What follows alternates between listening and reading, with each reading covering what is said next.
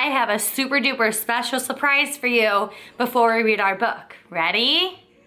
3, 2, 1. Ta-da! Look at our sunflowers today. Some of them are looking a little crazy by growing any way they want, but most of them are standing straight up. Well, kind of straight up. They're starting to go towards the window a little bit.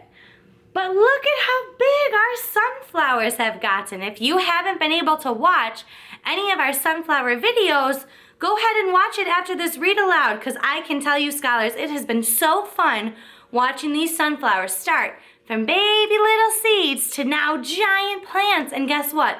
They are only going to get bigger, scholars.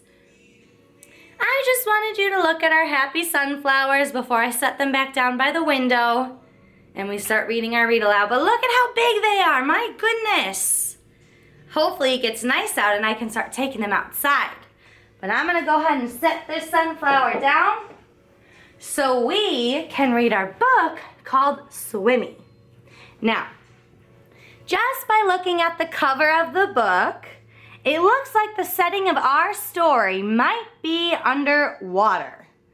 We don't know if it's the ocean or the lake or a pond yet, but I see water and fish and rocks, and that tells me that the setting of our story must be in water.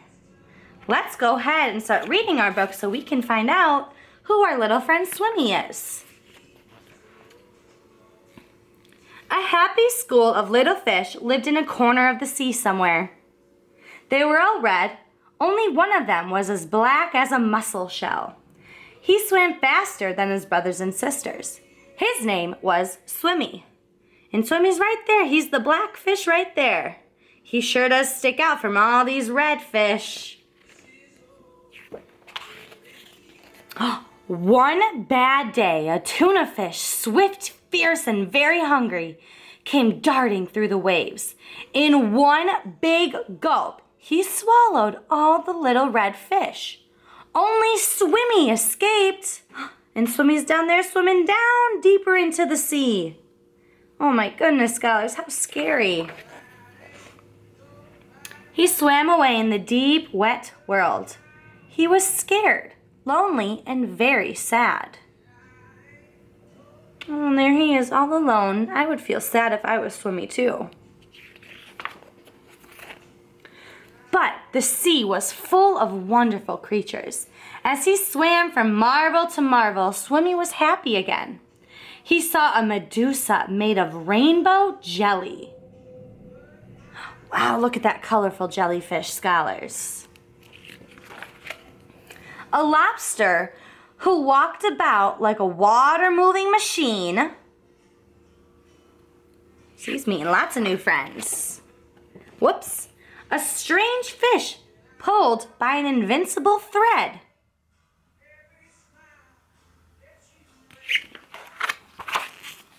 A forest of seaweeds growing from sugar candy rocks. An eel whose tail was almost too far away to remember. Ooh, creepy eel, huh? No, thank you.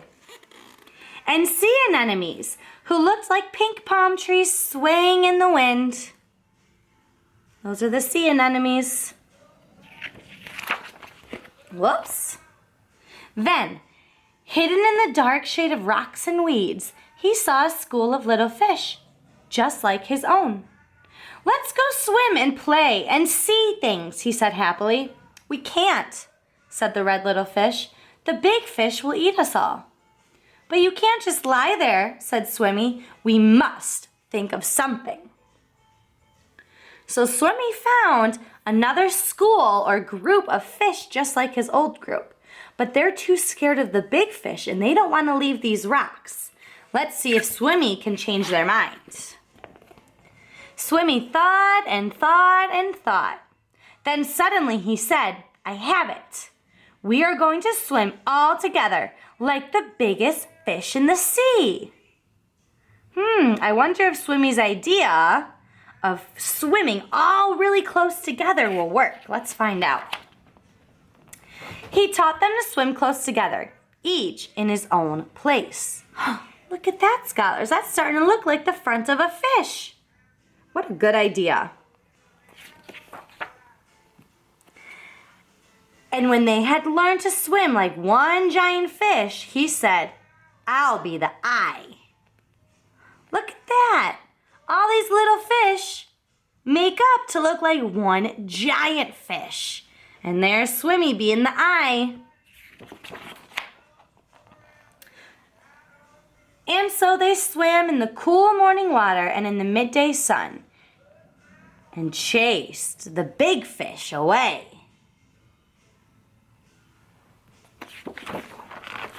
The end. What a fun book, scholars. I hope you enjoyed that. Now go ahead and answer the questions after about our book. Bye, friends.